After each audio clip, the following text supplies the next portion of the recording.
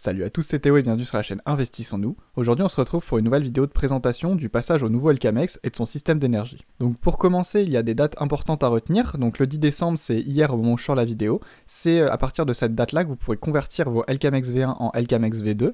Mais vous inquiétez pas car vous avez du 10 décembre au 9 janvier pour les convertir afin d'avoir des avantages. Vous pourrez toujours le faire après, mais vous aurez plus les avantages, donc je vous invite vraiment à le faire le plus tôt possible. Maintenant que vous avez les dates importantes, je vais pouvoir vous traiter tous les points qui selon moi sont vraiment importants à connaître afin d'avoir une vision d'ensemble sur le LKMX V2 et de savoir après ça si vous voulez en garder ou le revendre au contraire. En tout cas, je pense que c'est toujours mieux d'avoir le plus d'informations possible, donc j'espère que cette vidéo sera claire et bien détaillée. Donc comme vous le savez sans doute, la total supply du MEX n'est actuellement pas en circulation, ce qui veut dire que c'est un token inflationniste. Actuellement, on est à 1 million de nouveaux MEX qui sont distribués par bloc, mais dans 8 ans, il n'y aura plus de nouveaux MEX qui sont distribués. Et comme vous pouvez le voir sur le tableau que je vous mets à l'écran, la distribution va diminuer chaque année.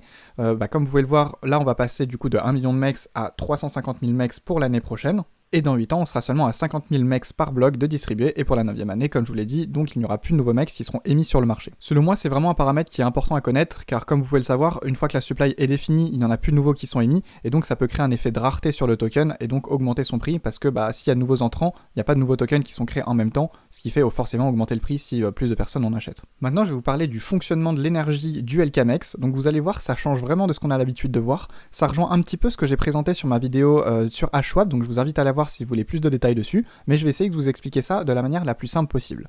Donc tout d'abord, vous avez des MEX que vous pouvez décider d'échanger contre des LKMX, et ces LKMX, vous pouvez les unlock pour réavoir du MEX. Mais donc quand vous faites ça, quand vous échangez un MEX contre un LKMX, il sera à 0 énergie, ce sera un MEX déchargé on peut dire. Pour charger ce LKMX et donc bénéficier de toutes ses utilités, il va vous falloir le lock. En fait, comme vous pouvez le voir juste en dessous, ici, vous allez recevoir des points d'énergie par jour de lock. Donc si vous décidez de le lock durant une période de 1 an, vous allez recevoir 360 points d'énergie, ce qui correspond à 1 point d'énergie par jour. La période maximale de lock est de 4 ans, ce qui vous fait donc 1440 points d'énergie, et ça vous fait donc un full energy LKMX. Sauf que les LKMX, ils vont perdre 1 point d'énergie par jour. En gros, ils vont se décharger de 1 point d'énergie par jour, vu que pour le lock, ça vous donne 1 point d'énergie par jour, c'est plutôt logique au final. Et une fois que votre période de lock est donc terminée, vous aurez 0 énergie, ce qui vous rendra donc un LKMX avec 0 énergie. Si votre LKMX est chargé en énergie et que vous ne souhaitez pas atteindre la fin de la période pour retrouver un LKMX à 0 énergie pour pouvoir le reconvertir en MEX, il vous faudra donc payer des frais pour le décharger.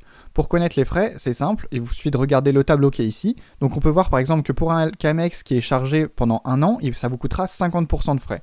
Pour un LKMX qui est chargé pendant 4 ans, ça vous coûtera 80% de frais. Et bien sûr, vous pouvez décider de décharger un LKMX seulement partiellement. Par exemple, vous avez un LKMX chargé sur 4 ans et vous voulez seulement le verrouiller sur 2 ans, vous pourrez payer un pourcentage de frais et avoir ce nouveau LKMX si vous en avez l'utilité.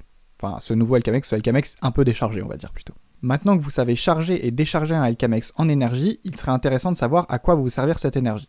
Tout d'abord, ça va vous permettre de toucher vos récompenses en LKMX sans avoir à les stacker, car actuellement il vous faut les déposer dans une pool afin de recevoir les récompenses en LKMX, et ce sera pareil pour le metabonding, car actuellement pour toucher des récompenses de metabonding avec vos LKMX, il vous faut les déposer dans le metabonding, tout simplement. Et donc vous ne pouvez pas toucher à la fois des récompenses en LKMX et en metabonding, car il vous faudrait les déposer à 2 endroits différents. Maintenant, si vos LKMX sont chargés, vous pourrez toucher les 2 récompenses en même temps sans même avoir à les stacker. Il y a également un nouveau tiers qui va être ouvert pour les launchpads, donc actuellement pour avoir des nouveaux tickets dans le Launchpad, il vous faut avoir plus de GLD qui vous ouvre donc des tiers. Par exemple, il me semble que sans GLD stack, bien sûr, ça vous offre donc la possibilité d'acheter 32 tickets. Maintenant, il y aura un nouveau tiers qui sera ouvert donc pour les détenteurs de LKMX, mais ce ne sera pas en fonction de votre quantité de LKMX, mais en fonction de la quantité de votre énergie. Donc par exemple, imaginez que vous avez une somme de LKMX lock sur 1 an, ce qui vous donne un nombre de points en énergie. Si vous avez un quart de ces LKMX lock sur 4 ans, vous aurez donc le même nombre d'énergie. On va également avoir un boost de l'APR sur le farming et le metastacking, ce qui vous permettra donc de générer plus de récompenses en fonction de votre énergie. On touchera également 50% des frais de décharge des LKMX. Donc comme je vous l'ai montré juste avant, si on souhaite récupérer nos LKMX 0 énergie pour les convertir en MEX par exemple, il nous faut payer des frais ou attendre la fin de lock. Donc si des personnes décident de payer des frais pour vider l'énergie de leur LKMX, ces frais-là seront à 50% distribués aux détenteurs de LKMX et à 50% burn, ce qui permettra donc de maintenir un bon cours sur le LKMX. On touchera également 1/6 des frais de swap du DEX et un autre de ces 6e sera burn afin de maintenir une économie saine sur le LKMX. On pourra également participer à la gouvernance qui sera donc une DAO et pour ça ce sera non pas le nombre de LKMX qui sera utile mais toujours pareil le nombre d'énergie. On aura également la possibilité de participer à des no-loss loteries. Pour le moment je vous avoue que je trouve ça assez flou donc je vous en reparlerai quand j'aurai plus d'informations dessus. Maintenant je vais vous parler de la transférabilité du LKMX V2 Comme vous pouvez savoir, on a entendu beaucoup de choses qui disaient que le LKMX V2 allait être lock durant une période de 30 jours et donc pas transférable durant cette période. Je vais vous éclairer un peu ça, en fait, c'est beaucoup plus simple que ce que je pensais. Si vous souhaitez transférer des LKMX V2 d'un wallet numéro 1 vers un wallet numéro 2, en fait, vous pourrez les envoyer, ils seront déposés dans un smart contract pendant une durée de 30 jours et à la fin de ces 30 jours, le smart contract les renverra directement vers le wallet numéro 2. Vous inquiétez pas, si vous souhaitez absolument les transférer dans la journée, c'est également possible, mais pour ça, il vous faudra tout d'abord décharger vos LKMX pour récupérer du LKMX 0 énergie, les envoyer sur le toilette, et une fois qu'ils sont sur le toilette, vous pourrez les recharger à nouveau, mais bien sûr, comme vous l'avez compris en début de vidéo, décharger des LKMX, ça va vous coûter des frais. C'est pour ça que je vous invite vraiment à faire attention avant de charger vos LKMX, car c'est une durée de lock qui est quand même assez importante, même si bien sûr on peut déterminer cette durée, mais c'est vrai que dans l'écosystème crypto, 1 à 4 ans, c'est quand même une grosse durée, donc faites attention à vous et soyez sûr avant de le faire. Il y a quand même des points positifs car il y aura une petite flexibilité sur la transférabilité des LKMX. Par exemple, les LKMX chargés seront utilisables sur le X-Exchange, donc vous pourrez interagir avec sans avoir le souci des 30 jours. Et il y aura potentiellement d'autres plateformes qui auront ce même droit, et ça, ce sera décidé par la gouvernance, comme je vous l'ai dit juste avant. Maintenant, il y a quelque chose qui peut vous faire peur, c'est si vous êtes dans un projet qui distribue des récompenses en LKMX, je pense par exemple au projet NFT Elrond Apes, on pourrait donc avoir peur que ça détruise complètement leur modèle économique et surtout leur distribution de tokens, car il me semble que toutes les semaines ou tous les mois, il y a une distribution de token LKMX qui est faite au holder de Elrond Apes, mais vous inquiétez pas, il y aura la création d'un wrap LKMX qui sera claimable par les utilisateurs, donc ça peut permettre à tous ces projets qui distribuent des récompenses en LKMX de continuer leur distribution sans avoir de soucis. On va maintenant parler du passage des LKMX V1 au LKMX V2,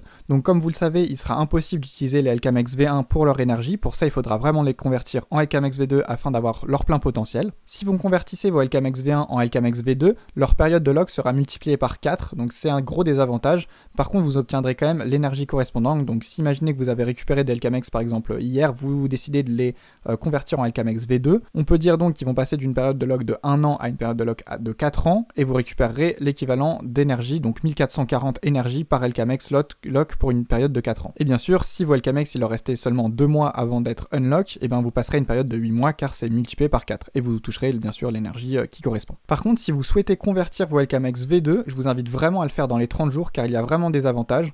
Tout d'abord, il y aura un boost de reward qui sera de x2 à x10 pendant les 3 premiers mois. Ce sera un bonus qui sera dégressif, donc c'est pour ça que je vous invite vraiment à le faire le plus tôt possible. Je vous invite, si ça vous intéresse, à la fin de la vidéo, bien sûr, après l'avoir liké, commenté, partagé et à de vous être abonné, évidemment, je vous invite vraiment à aller le faire afin d'avoir le plus de récompenses possible. Ce multiplicateur, il sera donc affecté aux récompenses du metabranding, et si vous décidez de verrouiller vos LKMX V2 du coup pendant une durée de 4 ans, vous toucherez également un NFT.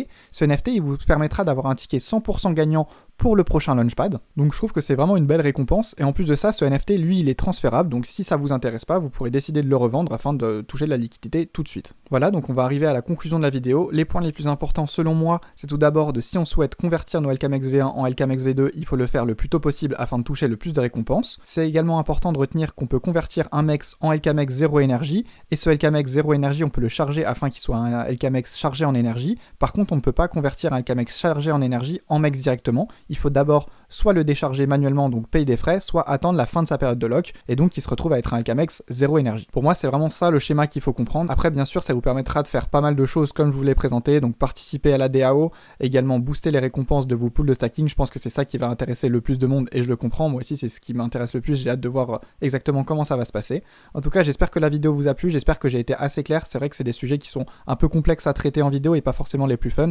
J'espère quand même que la vidéo vous a plu et que vous avez appris des choses. N'hésitez pas à liker, commenter, partager la vidéo et surtout à vous abonner. On a toujours l'objectif des 500 abonnés pour 2023, même si vu la tronche du marché, ça risque d'être un peu plus compliqué que prévu. En tout cas, merci à tous d'avoir regardé. Je vous dis à dimanche prochain pour une prochaine vidéo. Salut à tous.